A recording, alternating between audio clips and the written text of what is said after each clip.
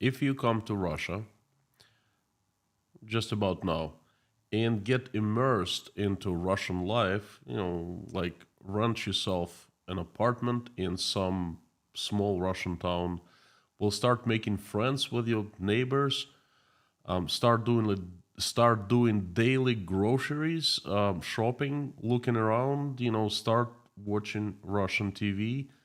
What else is there to do in small Russian towns on cold winter evenings and nights?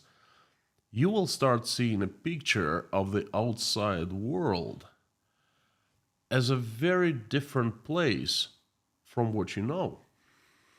The place full of Satanists, Nazis, and generally bad people. The place filled with poverty, starvation, inequality, militarization. Generally, not a good place to be. And all those bad people, Nazis and Satanists, are so envious of Russians in Russia that they are aggressively trying to destroy Russia. Russian, Christian conservative values, whatever they are, and they are just so full of vile. They want to destroy, take away Russian sovereignty. And you know what is the worst? If you live in Russia for long enough, watch Russian TV for long enough, you will start questioning yourself. You will start having doubts if outside of Russia is normal, even though you're from there. It's just a matter of time. This is the mighty force of Russian propaganda. Imagine if they do it to you, if it can happen to you, then regular Russian born and raised folks who never been outside of Russia, even outside of their towns or provinces, poor folks, they simply don't stand a chance. Howdy, everyone. Welcome to Inside Russia. My name is Konstantin. This is the place where I give you important news updates that explain what's truly happening in Russia right now. What you will not find on this channel is BS, propaganda, and lies. What you will find on this channel is, of course, common sense, logic, and truth. And some emotions, because I am a human being after all. Inside Russia is where usual Russia explained by the unusual Russian. For the first 30 or so minutes, I give you my daily message and then turn on the live stream chat where I would like you to join, to converse, to ask questions, and simply give me opinion. Perhaps if you would like, you could send me some words of encouragement. I like that very much. Thank you for coming today, giving me another chance, and thank you for listening. It's gonna be a little sad stream. Insightful though. I would like to speak about how Russia propaganda worked in the USSR and give you personal experience of my life and how it's changed now and how it's working now. I would like to explain what is the goal of Russia propaganda, so please watch this stream until the end, at least the message. I'm not your typical Russian. I am different. It's not that I am well traveled and most Russians aren't. It's not that I can speak English and I have access to information outside of Russia and other Russians don't. The biggest difference between me and most other Russians is, me, the unusual Russian, and the most usual Russians, is that I use my head to think critically, and somehow most Russians don't, or they seem to be not using it to think critically. Let me explain you how I think. I create a picture of the world based on myriads of small details that I receive from different, you know, different sides, different channels. From the, I think critically. I pull of each small detail. I analyze and I pull them together to create my own vision and understanding of the world. What most Russians do, the usual Russians, they sit in front of the TV sets and have these images projected and implanted right into their heads. And who's responsible for creating and executing such mind projections? Russian state propaganda that is back with a big loud bang. I consider myself propaganda proof, at least to a certain point. Why? I personally, well, I was born and grew up in the USSR in 70s and 80s, and I was growing up, and trust me, that was not the place where a usual person could become a propaganda proof. Quite on the contrary. So why I think I'm propaganda proof? I personally contribute this to my grandparents. My grandparents hated commies. They suffered a lot. Their families, their ancestors suffered a lot from the commies, and boy, they were not of good opinion of the communists. From the age one, I spent lots of time with my grandfathers and grandmothers. They babysitted me. I was basically growing up with them, and I'm very glad and thankful for that.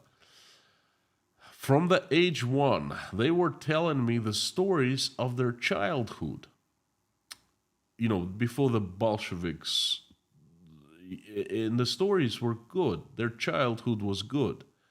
I think I was exposed to having two opposite opinions right at the early age, from the early age.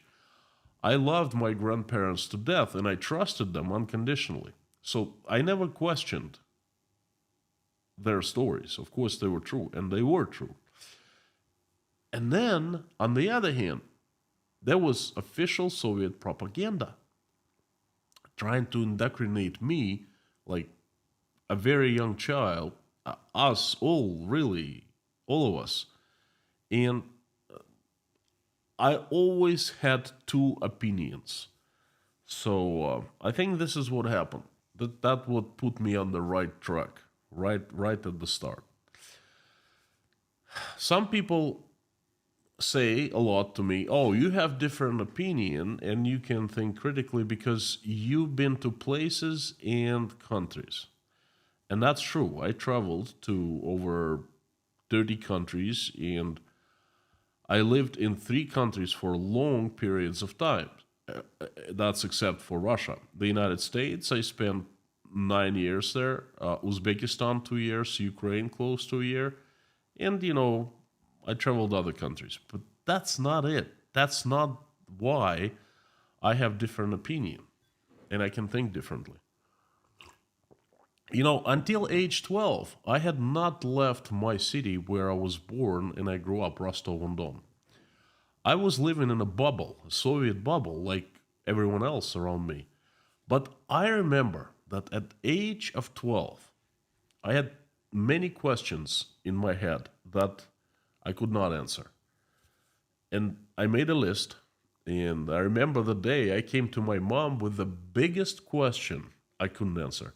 The year was, I think it was early 1988, and people were leaving the USSR by numbers, by hordes. Everyone who somehow could left. Leaving the country was one possible escape from the communist system. And I asked my mom this question.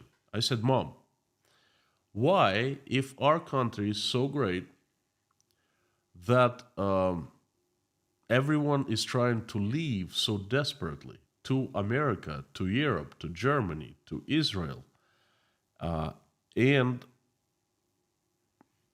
our country is so great. So how come no one is coming to us? We don't have immigrants. Um, it's really strange, you know. We have it great. Our life is supposed to be great compared to the others. It's really bad outside. Exploitation of the poor people by capitalists. So why the poor people don't just come to us? We take them with open arms, right? My mom looked at me at a very strange way. I still remember. I still remember her look, you know, and she answered literally, "Kostya, I have had the same question myself for years, and I have no answer." And she was confused. My mom, I mean, she's very smart, sharp person. She always had answers for everything, but this she didn't, and she admitted it. Right then, I understood that there was something rotten in the kingdom of Dutch. Right then. I had other questions, and they were mostly about what I was seeing around me did not match the picture that the commies, the government, was painting for us and of our lives. My list of questions was growing, but then everything ended soon, in a couple years. In 1991, I got a vaccine against propaganda. Um, and again, you know, long ago before I traveled outside Rostov-on-Don and let alone Russia, I started using my brain to think critically. And that's a little my personal story. Now let me explain you how Soviet world in 80s looked like when I was little, when I was growing up. There was the reality, and the reality was harsh.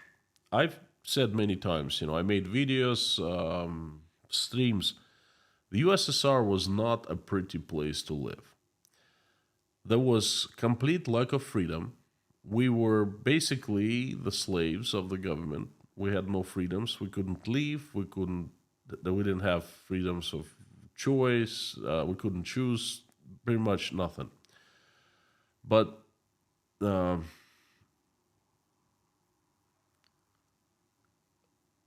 we lived in the reality. We saw it. We bought food every single day. We saw the queues, bread lines, and things like that. You know, we saw poverty, but the picture that the government was painting for us was completely different, and the picture was painted everywhere, in the media, in the newspapers, in the TV. Those back then there were just a few newspapers. Pravda, Izvestia, Komsomolskaya Pravda, and that's pretty much it. And of course, the TV, whooping two channels, and one of them was informational, channel number one. Also, they were billboards everywhere, everywhere, big and small. There were signs in state and government buildings, at schools, at hospitals. Anywhere you went, you saw pictures, pictures, pictures, and pictures. We call them caricatures. One of them is the thumbnail for my video today.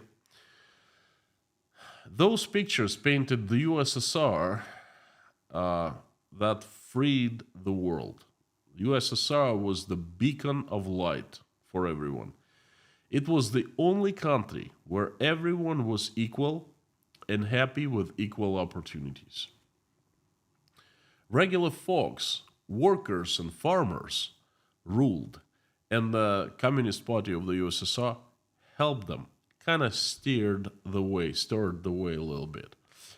The USSR was shining light where everyone had equal access to basic things like free education, free medicine, and other wonderful things, you know. And that's basically what my questions were about. The painted picture did not match the reality. Why? And I am very, no, I stand on the ground, so to speak, with my both feet.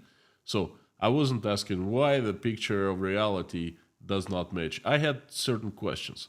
Why they say that there's no discrimination, and yet we have such, little salaries, and they're not enough to provide good things like that. That's the questions that I had.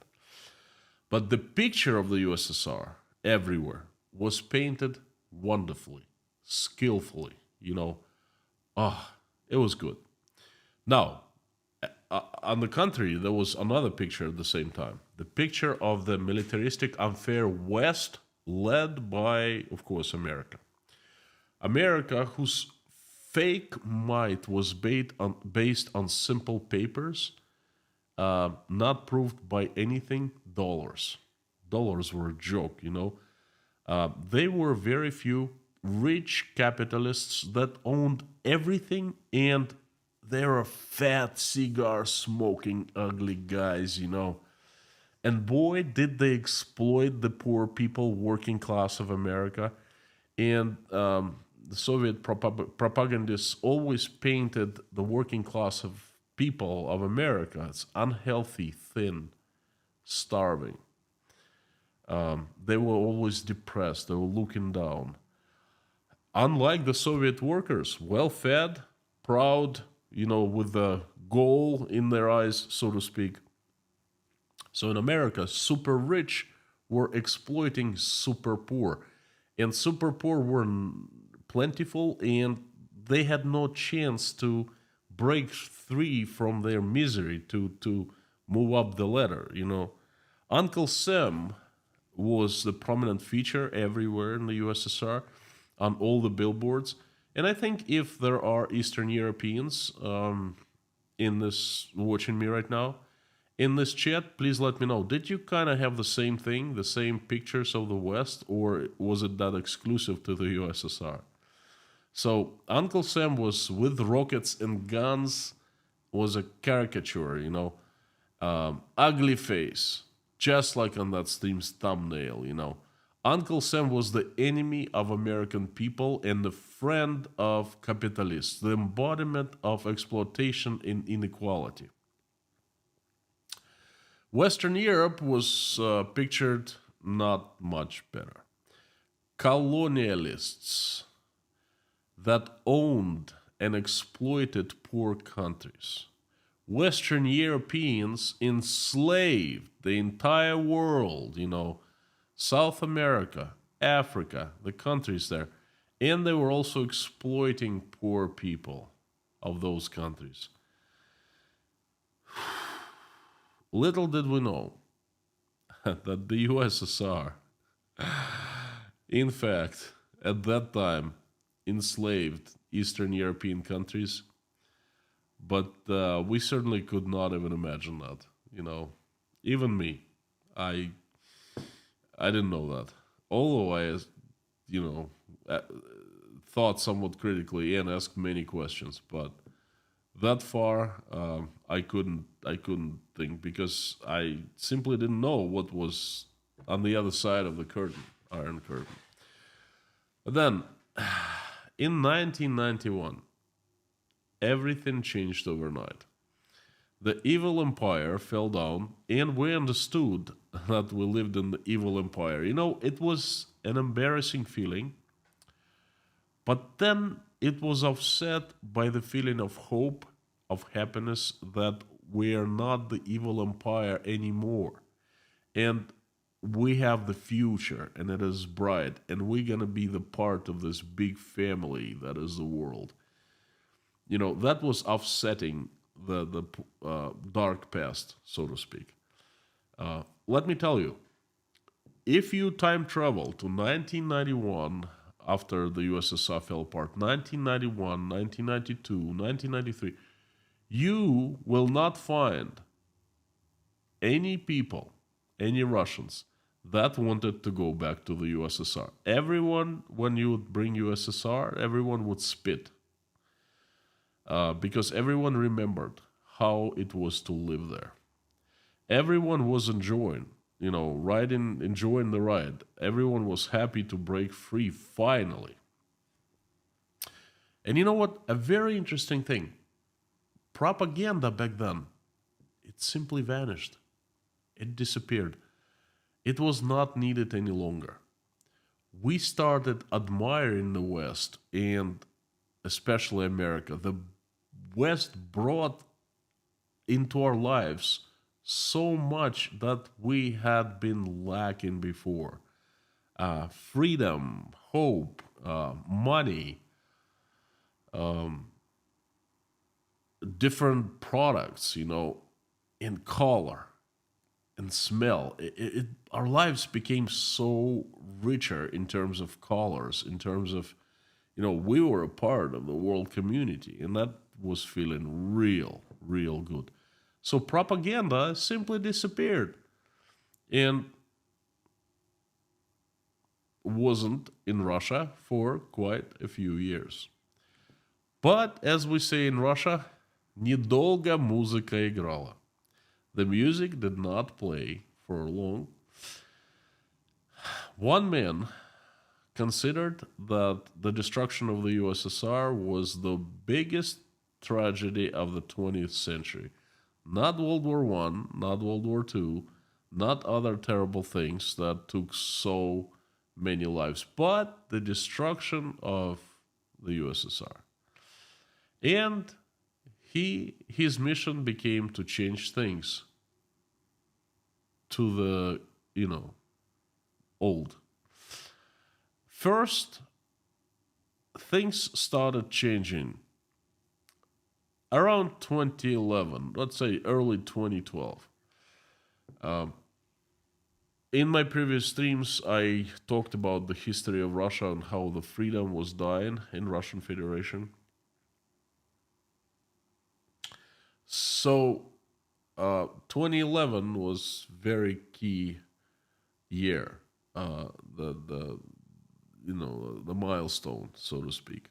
After 2011, everything changed. Propaganda appeared again, and the Russian government works in stepping stones. It does not create revolution. Instead, it using evolutionary approach, and of course, they've been doing stepping stones. At first, they started showing us the news from America and Europe that were not so flattering. They started giving us news on terrible tornadoes, destruction, of mass firings, like companies firing 5,000, 10,000 people, laying off, at one time. They started showing us things like, oh, there's a train derailed and so many people died. They started showing us the chemical manufacturing disasters, like explosions and things like that. And all of a sudden, America, the old America of the 90s that was shown in Russia as a place to admire, it simply ceased to exist, okay? There was a different America, troubled country. In Europe, same thing. Basically, it wasn't just about America, it was the West. Now it's called the collective West. It's a recent term, but there was the West. They were showing news from France every single time there were riots. And France was shown like a place where chaos reigned. Okay, the demonstrators, crazy people would run around and set the cars on fire and were clashing with the police and, things like that. And again, they started saying in the news, look, the regular French people come out because their rights are being taken away from them and so forth, They were showing us the Black Lives Matter destruction in America when it happened, the Floyd fella, was killed. Like it was an extraordinary event in the United States in the history, right? But they were showing and making us believe like it was a constant thing, an ongoing thing. Destruction chaos, deaths, and so forth. They've been showing us these things about things like, oh, some place in the United States accepted that there are like 141 genders, different genders. And they made it everyone believe that America is all like that, you know. They started showing us bad news, mass murders, catastrophes, and so forth. We never, ever saw since 2011 the stories of success. America sends a spaceship in, another spaceship. No. American economy is doing great. No, nothing like that. So they started by throwing this real bad pictures. They started kind of preparing people for changing their attitude, general attitude towards the West. Uh, so, but the thing is, there was no new iron curtain. People still could go back and forth freely, and a lot did. The majority never been out of Russia, outside Russia, but some people actually traveled. And um, but still, the propaganda used that fact that Russia was free for people to come and go. Uh, they sold it as freedom, and they sold it that, look, uh, there's nothing good behind the border, not the curtain, behind the border. This is the territory of the good news, because they were started showing only good news about Russia. Russian economy expands, Russian government builds new schools, new universities. Wonderful things happen in Russia. Poverty is going down. The retired people are happy. And they just started feeding and feeding and feeding this mass of information to Russian people. And then, just like in the good old USSR, they started painting the picture, the good picture and the bad picture, and it was not as drastic and radical as in the USSR, but it was a good start. And there was a different line, like a certain line. They were saying, okay, look, this is what on the inside of Russia, and that's what outside. Outside, there's terrible news, catastrophes, tornadoes, riots, mass murders. And they were just, I remember, they were started saying it with a sense of superiority. Look at us, look at Russia. We are the last remaining of the last pillar of, traditional values, Christianity, the Russian world, and stuff like that. So they started fabricating this world of horror that they made Russians believe exists outside of Russia. It's one mistake they didn't make. They could have done much better job. If they reached out and hired Stephen King, I doubt he would work with them, but at least they could have tried, saying, hey, Stephen, why don't you come to Moscow and write, not books, but write, the news reports. I think that would work. But I don't think Stephen King would do that. So they painted a huge hostile world. And then the war in Ukraine happened. Everything changed. The propaganda got on turbo mode, on steroids. There was a red line drawn, okay, and all they had been building before, all that, the terrible West, they kind of made it official. Before it was not official, it was just, oh, look what's going on there. Now it's absolutely official. The West is evil. The West is full of Satanists. The West is Nazis. The West wants. The West is run by very incredibly bad people. The governments have hijacked their regular folks of their countries, and the governments are so envious of Vladimir Putin. They are so envious of Russian people.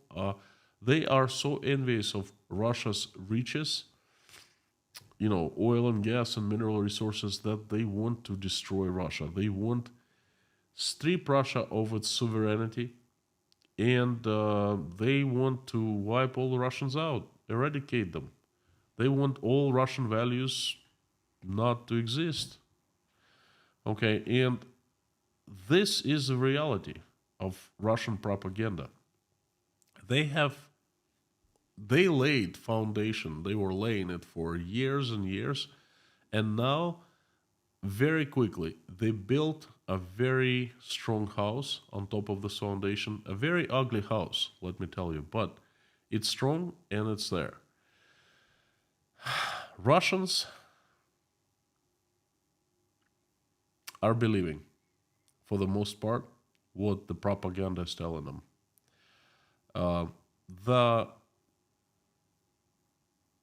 main idea of what's going on right now, no one is talking about what's happening inside Russia. They're talking about how terrible it is outside Russia. It's so much more important for Russians now to know that a cow died at your neighbors. And they don't care if all cows they have died. Even if one cow died at the neighbor, they look and that makes them happy. That's what's happening right now.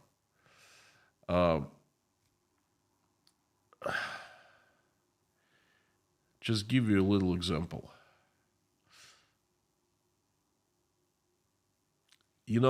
This terrible law that basically ends lives of many, many Russians.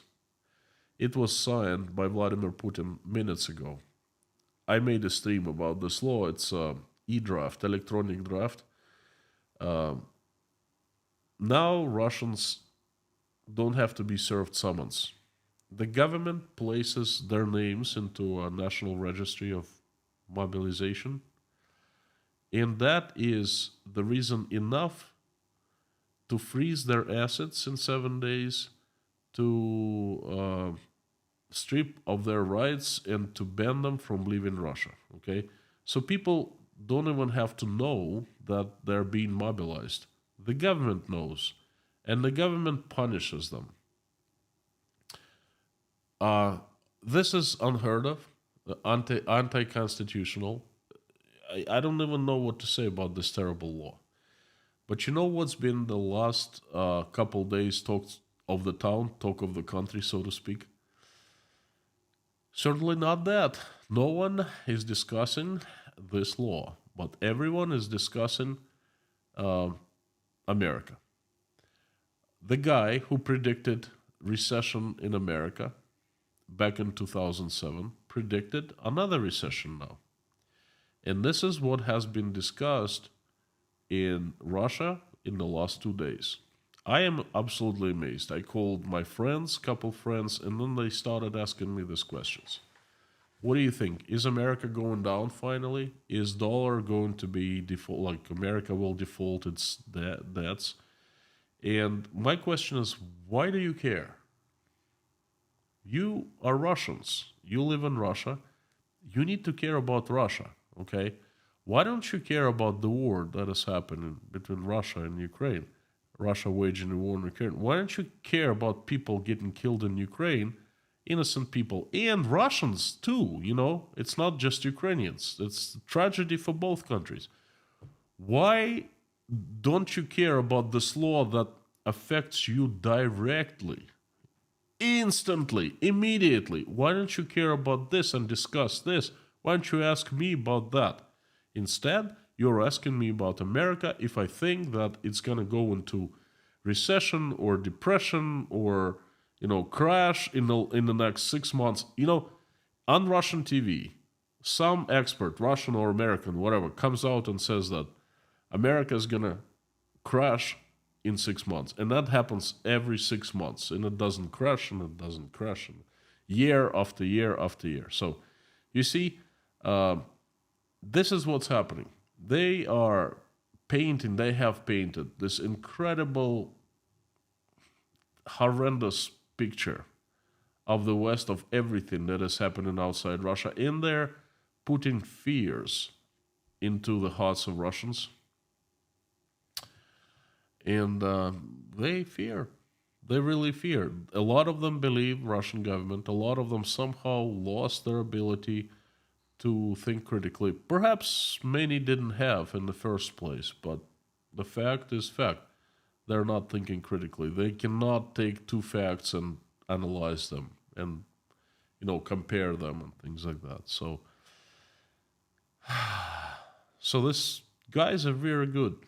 They're very good. They have brought propaganda, Soviet propaganda, but improved. Version 2.0, upgraded, digital, all inclusive, so to speak. Um, Before, it was something like this. Oh, you don't want to live like in the West. You don't want to have gay parades everywhere. You don't want to have guns, that everyone carries guns, and you don't want to have mass killings. Then vote for Putin. Vote for amending constitution that gives Putin, that prolongs his, gives him opportunity to serve 2 more terms as the president. Things like that. Now it's different. Now it's, hey, there is a wave of enemies, and chaos and horror is coming to us, to you, to Russia. This wave of horror, the collective West, the Satanists, they want to evaporate you, to roll you over. And they don't want you to live because they hate you. That's what the propaganda says to people, okay? Now they're like acting on turbo mode. And you know why? You know what's the what is the goal? Why are they creating picture like this? The picture, we are against the world. We would like to isolate. We deny that there is goodness in the world outside of Russia. There's no goodness there. We are the only good ones, why they paint in the picture that there is evil around us? Why they start indoctrinating kids from since starting in kindergarten and grade 1 at school? Why they've installed this upgraded, digitized propaganda machine again? Why? Because one shorty wants to stay at power for as long as possible, for all his remaining life. And people around him who have been helping him for 20 years, they that have been feeding from him and from the system that he has created, they would like to keep on feeding from the system. And this is very simple reason. This is why Soviet propaganda, painted over, digitized, upgraded, and improved, is back to Russia in 21st century, in 2023. Folks, please, do not make your own mistakes. Learn from ours. Keep your governments in check. Because if you don't, you will have the same thing. Whatever happened in Russia might happen to you. So please keep your governments in check and make it your biggest priority. Thank you so very much. This has been my message for today. I would like to ask a couple favors. Well, first of all, the news is that during yesterday's live stream, I was monetized. I actually was monetized 18 minutes after midnight. How do I know? Everyone all of a sudden received the letters and they started, sending me the messages, which is fantastic. Thank you, Google, or thank you, God. Thank you for your support. That's the big news, and I would like you to, carry on to the live stream chat that I'm gonna turn on right now. Before doing that, I'm asking two things. Please help me spread my message by making reposts in your social media account, in making reposts in your social media accounts. And if you liked what you just heard, would you please consider hitting the like button and subscribing to the channel so you don't miss any further updates? I'd really appreciate that. So turning on the comments now and let me know what you think. If you still remember how you perceived the USSR back in the 70s and in the 80s, I would love to hear that in the comments.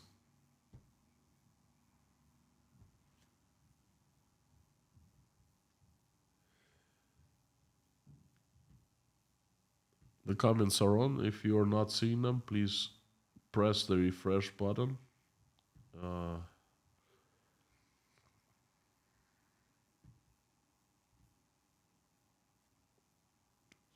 Hang on.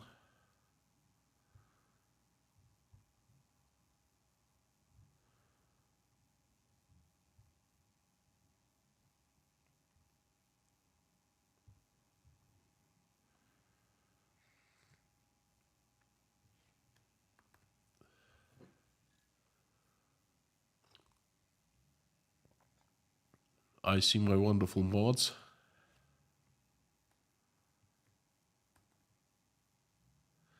Mommy, Lorna, Amir, Black Cat, Bob. I think Harry is not gonna be around today, but Harry is with us in our thoughts.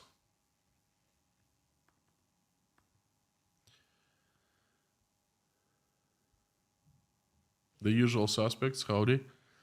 Great to see everyone, and it's so great to see names in color, the sponsors. Fantastic. Again, before I start, I would like to thank you for your support. It's been pretty incredible week with this demonetization and monetization. Just amazing. I slept half of day today. I'm sorry I did not make any posts in Patreon. I'm plan on uploading the video after the stream, so stay tuned. Within a couple hours you will have it. So this is my way of thanking the Patreons to get through such hard time for me. Thank you so much. And if you want me to hear your message to answer your question, please put it in caps so it appears in large orange box highlighted. Thank you so very much. Without further ado, let me jump into the questions. Guy L, what the fudge? I knew I was evil. Yeah. Roger, Doug, Liz K Music, thank you so much. Loving you back. Julia Haney, howdy. Mooncake 42, Canada in the house. Airback 820. PL Demery Gray, howdy. Crusader Damien, Carmen, Jennifer, the usual suspects. Fantastic to see you. Thank you so very much. Sam K, Mr. Kaliskin from Chicago. Hello, hello, hello, everyone. Dave Strains, thank you. Multidaki, good nabend. John Wakamatsu from Los Angeles. Bob S. Alpha Shaving Works. Howdy. Folks, if you could give me just 1 second, please.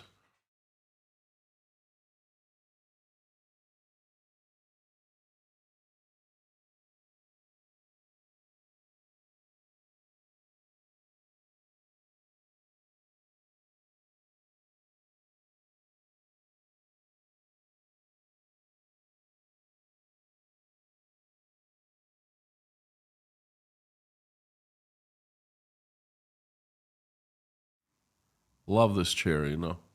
I can travel back and forth. Leslie Fleming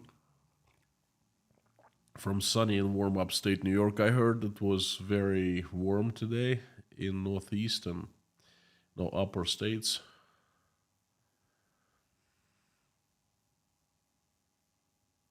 Allison Marlowe, howdy. Ann Larson, hello, hello. Doug, couple super chats from John Makamatsu. Buy some tea and glad you can receive super chats. John, thank you. Thank you. Your support means a lot to me. Thank you so much. John is a very usual suspect. He's been with the channel, I don't know for how long. Amir, we got you back, Kay. Thank you so much. Thank you. Love you and this awesome community. Amir, I hope that I will not, offend you by telling what happened today. This is actually what I'm gonna do. Amir sent me some money via Western Union, wired me some money, and I received them today, this morning. And I yesterday, as soon as I was monetized, I made a few posts in Telegram channels in our group and other groups that the following morning, which is today, I invite everyone to join me for breakfast, and I was buying. I was, buying for everyone. About 13, 14 people showed up. We had a fantastic time. About 2.5 hours, a little party, like celebration, Not our typical breakfast. Everyone was loud, and there were new people showed up, and I spent the money that Amir sent me buying everyone breakfast. Some of mine too. So, Amir, thank you so much. You are the host of our today's breakfast club celebration of miraculous monetization getting back. Thank you so much.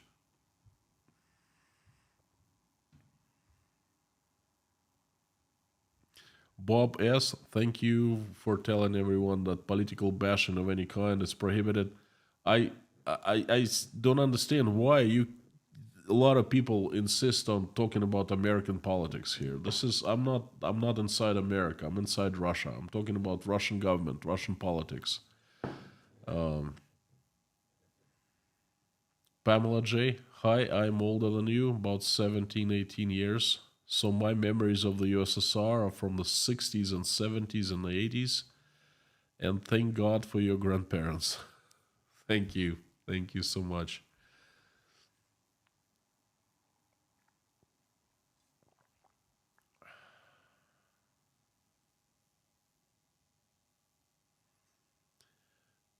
DeVito. Mark Bramlett from Jacksonville, Florida. I remember the Cuban Missile Crisis. Wow, that was a long time ago. I only know it from the books, from my history lessons, and from the movies, of course. Ben Stevens, thank you so very much. RAM 145, hi, thanks. We have propaganda wars here in the USA too. One side tells all the bad on the other party. Depends on what channel you go watch. Unfortunately, I've been seeing that lately. This is discouraging. It's sad, But let's not discuss it, please. It's thank you for the information, but it's not a matter for discussing here because people will just start fighting. Carson Larimore, I also grew up in the 70s and 80s in the USA. Also grew up thinking Russia is evil. My question is, why don't Russians protest when the new laws are not constitutional? Carson, makes two of us. I also, not only they're not constitutional, but I don't understand why people don't protest if these laws are criminal and they concern them directly, making their lives worse. Like this law, folks, Russian men are done. Russian government has created a perfect tool for slavery for itself. And one of my family members' birthday today, and I called them a couple hours ago, and they were celebrating. And he asked me how I was doing in Uzbekistan. I told him basically I was doing all right, more or less. And I asked him how things were with him. He has a 25-year-old son, and he is still of age of potential mobilization. And basically, he had a bunch of his friends of his age, a little before 50. And he said, everything's great. I said, what do you mean great? Well, he goes, well, not great, but business as usual. Life continues. And I said, well, what about your son? What about yourself? He goes, what about us? I said, don't you know this law that was created? He goes, well, yeah, I heard of it. Oh, what's the big deal? I said, what's the big deal? Don't you understand what it is? Don't you understand that, electronic summons? I said, no, it's not about electronic summons. It's about this registry. The government puts you on the registry, and it does not have to notify you that you are being mobilized on the registry. It's just in 7 days, you get stripped of your rights. You don't have your bank account, you don't have your business, you don't have your driver's license, and they arrest you and they bring you by force to the mobilization center. He goes, well, you're painting a very dark picture. I said, no shit, genius. Yes, I am. He goes, is this like, I don't think it's like that. I said, well, okay. If you don't think it's like that, I mean, you can read. You have access to laws. You can read the law yourself. You can listen what the experts say. He goes, okay, I will. But now we're celebrating. This is attitude of otherwise more or less normal men, Russian men. Okay, where's the critical thinking? Where's their? I'm speechless. Okay, so I don't know, Carlson. I don't know. If you ever get answer for that question, please let me know because I'd love to know that as well.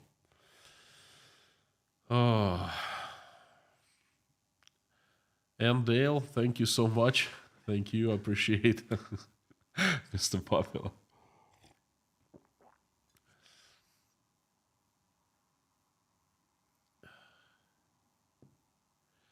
Bryce Frank, I was happy to see advertising before entering your stream. Thank you so much. Thank you. That's that's me too. Veronica Mifsad, Constantine, but you slept well last night after getting what was yours back. I slept well, but I did not sleep long because I had um, a Zoom conversation with one of persons that we needed to speak, and I had a Zoom conversation with Sky, so I ended up staying up until 3:30, and then I ended up waking up at 8:30. So I had not too many hours of. That's why I slept today, kind of making it up. So we back, Wild Wolf back. Thank you, Jason Carney. Thank you so much, the super champion of supporting. Thank you so very much. Thank you for coming in every day and supporting me. From myself and from Natasha, uh, we keep you in prayers and we talk about you every day. Thank you.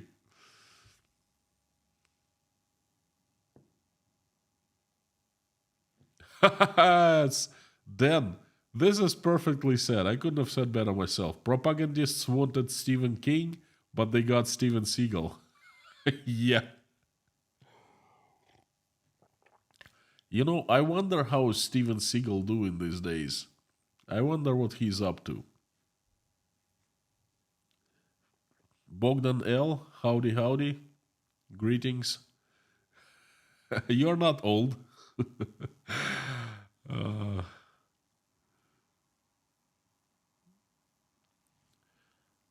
Michael, real freedom starts in your own head and cannot be forced or switched off from the outside. Cannot disagree with you. Words written in gold. Uncle Scott Nesbitt.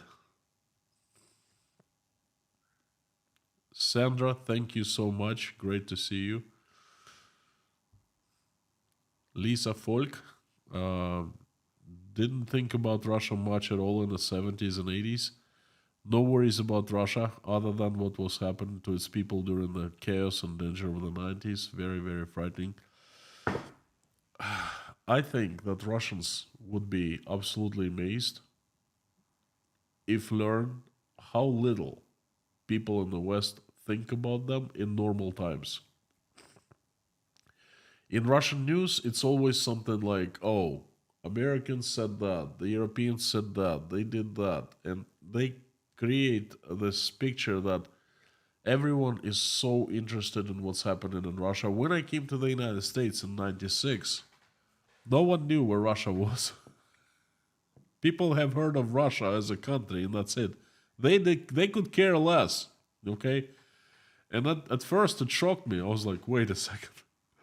I thought only thing is Russia. But yeah, right. So Lisa, thank you for your support. Thanks for the feedback.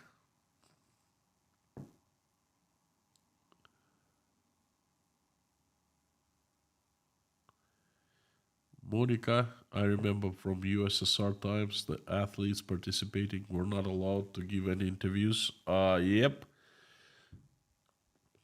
There were groups of athletes, like a few people, and among them was one KGB agent supervising them, always. They usually were their legend. Their legend was if they were the reporters, sports reporters, but they were really KGB agents overseeing the athletes. Crusader Damien. I actively promoted dialogue with the Soviets in the 80s and believed in the 90s. We know now it was all just propaganda. We now see Russia for who she is. Some good people, but not enough, sadly. Hang on one second, I will try to answer this.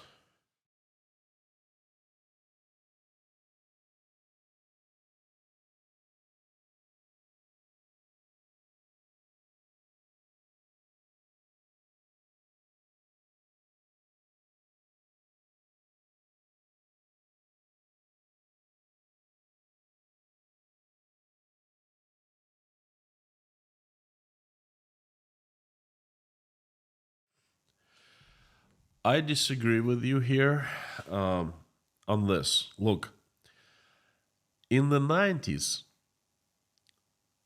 no propaganda, and Russians were who really they were. They were who they really were. Okay, no BS there. If you traveled in the 90s to Russia, their minds of people were not clogged with propaganda, with lies, with agendas and others' opinions, any projections. They were who they were. That's why I'm saying that the wonder years, the freedom years of Russia were from 1991 to, 2011, 20 years. But then Russians were engineered to believe, to think differently. Okay. And then I think they're very weak. They don't have ability to think critically because generations and generations, this ability was weeded out. And they ended up being very susceptible to people, evil people who project images into their heads. That's who they are.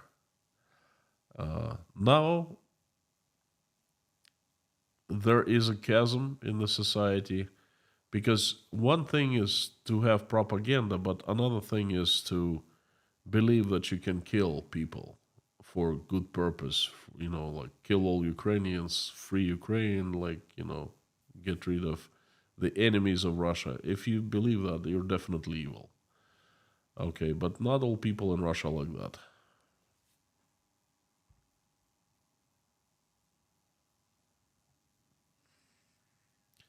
Dave Strains, thank you so much, baby super chatter. I like that.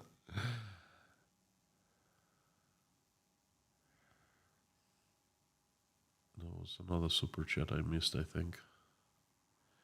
Uh, PZ, thank you so much. I pray all this killing will end. On a lighter note, are you sponsored by Boss? Or is it 100% genuine Turkish fake? That is 100% genuine Boss shirt bought in Dubai. The reason I wear it is I like it.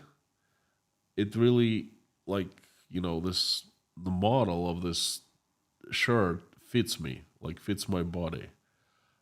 If I buy some other models, like say, I tried this alligator thing. I forgot the Italian brand. I look comical in that thing, but Boss really fits well. Not cheap, but I mean, I don't know. I like it. I'm pretty conservative in my clothing. If I like something, I keep on wearing it. I have about 5 Boss shirts. I keep changing throughout the week, and I'm not sponsored by Boss. If you know anyone at Boss who would like to sponsor me for wearing it, then please do.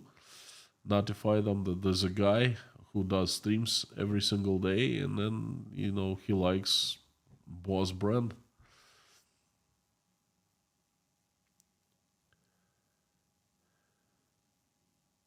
Yeah, John, you're right. I could never visit Russia because I support inside Russia and would be a foreign spy. That's right. Don't go there for now, at least.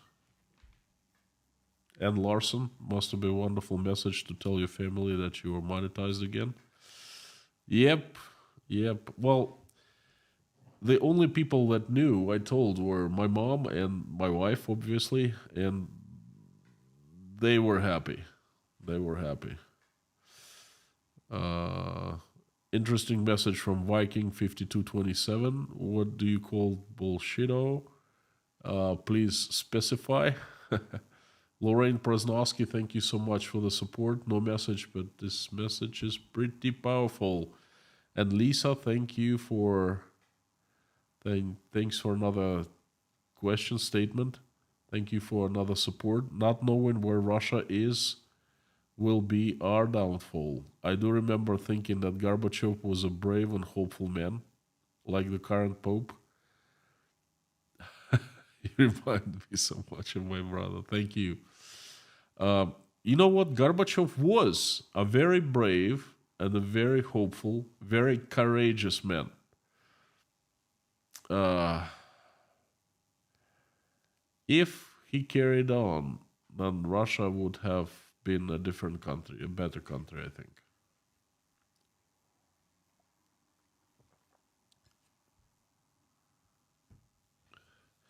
Dennis Hayes, thank you. People in the USSR had nothing, no jeans, electronics, not even plastic bags. I remember that well. This contradicted to their relentless propaganda. Now they have everything and the propaganda works way better.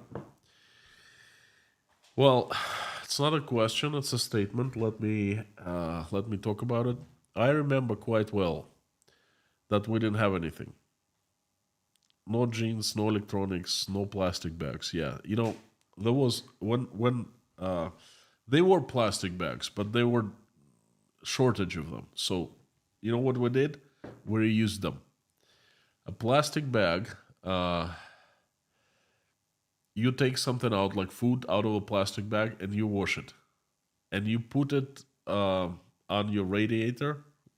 It's hot, and then you just go ahead and wait a little bit until it dries out, and you reuse plastic bags. We all did. There's no other way around. And yes, relentless propaganda painted completely different picture. I remember it's exactly what I said, and I had questions.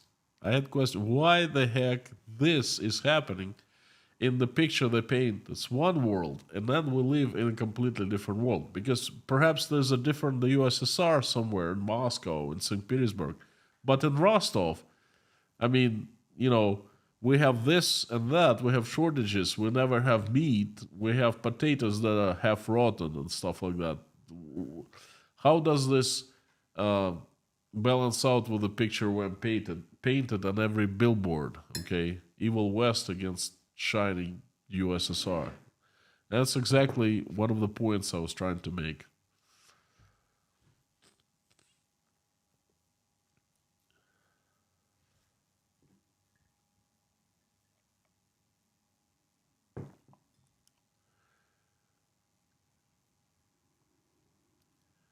Terry Carter from Stormy Pulaski. Howdy, howdy.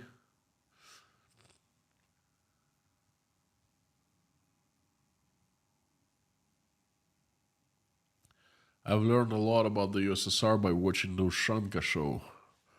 I watched a couple videos, but I don't watch any creators anymore because I'm too busy with creating my own.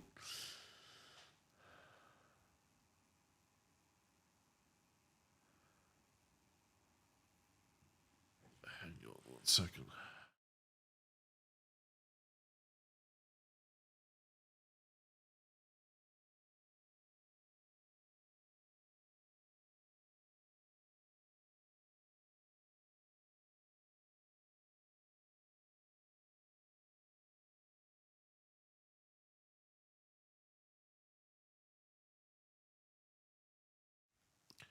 I think that my nose gets stuffed because of allergies, but then I've been doing pretty well for the past week or so, but now it started again.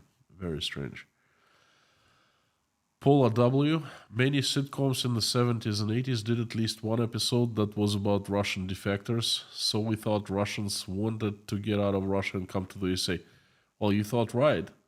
Like I said, in the 80s, it was like the dream of almost every person, every family, to leave Russia and come to America. America was just such a beautiful, shiny place. In the late 80s and 89, 88, when they started showing us American movies, American shows, American like NBA games and things like that. So you're absolutely right. You're spot on. Amanda, howdy. Did you get a chance to read about China providing incremental provisions of weapons to Russia by making it as civilian items? Um, Big question. It's a big question. I've read a couple materials about that. It cannot be proved at this point. If there was a proof, I think China would be had by the United States. Uh, at this point, it's really hard to say. Uh, Provisions of what weapons, of in what quantities, and so forth. I think, on the contrary, I think China will not supply any weapons to Russia because it's afraid. Um, I'm thinking of making tomorrow's stream about secondary sanctions. A very bad thing happened for the Russian government and people who consists of Russian government. They're all rich, you know. They steal money in Russia and they send them outside to the United States, to England. Now that path is closed. But then still Dubai is left open, so Russian money go to Dubai and to other countries, smaller countries, but like Cyprus, for example. Dubai announced that it's closing the country for Russian money, and so did the Cyprus, and so did a couple small countries that have offshore zones. So that's how secondary sanctions work. And I think China is deathly afraid of secondary sanctions from the United States and from Europe and from pretty much like the Western countries. We have Keith, a new sponsor. Welcome to Inside Russia. Linda, I am back. Yes, thank you. Time's up. James, this is what exactly what I said. Just said. This is pretty much a topic for a stream, I think, because that's important. That's you follow my streams, right? Remember, I was telling that there is the first wave of sanctions, and then there's the second wave. And the second wave is not as swift and not as strong, but it's slow, but it's deadly. And that's what's gonna kill Russian government and Russian economy. The second wave, the secondary sanctions, I call them. Please forgive me. Stuffed nose. Just 1 second.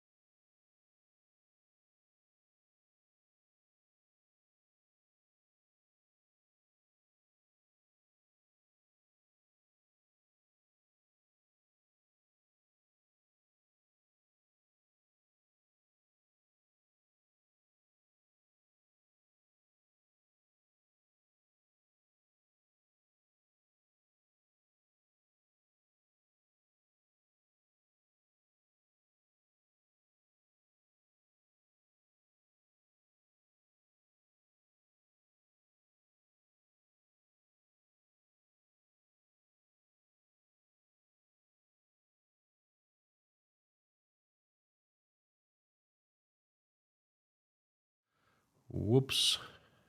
Forgot to turn on the volume. Thank you so much, Marv. Thank you. You're just in time for the prayer.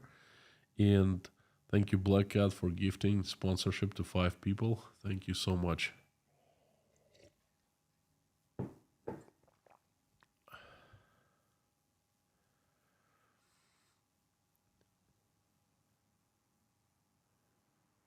Sounds back, yeah. Turned it on. Okie dokie, my friends. Thank you. I don't know. I think every time.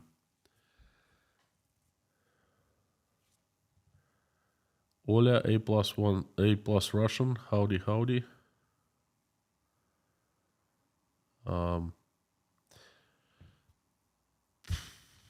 Koshkin Dome, thank you. Famous Mainer. Howdy. The mods are angels of inside Russia. Yeah, superheroes. Agreed.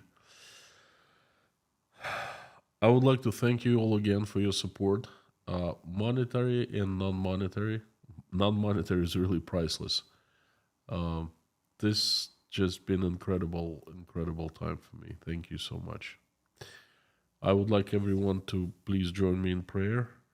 I would like to, I think that all religious people will join. And if you're not religious, please join anyway, because I don't make a difference. I think that if we have hearts that are beating, and that we all do, then there is love in every single heart, in our hearts.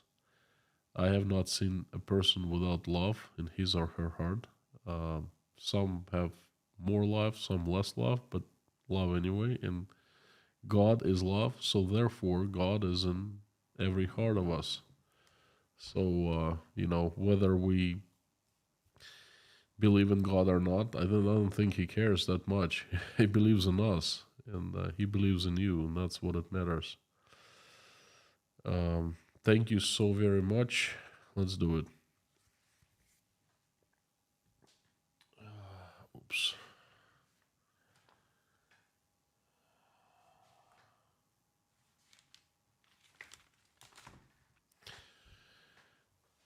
Dear Lord Jesus Christ, thank you so much for giving us this wonderful day.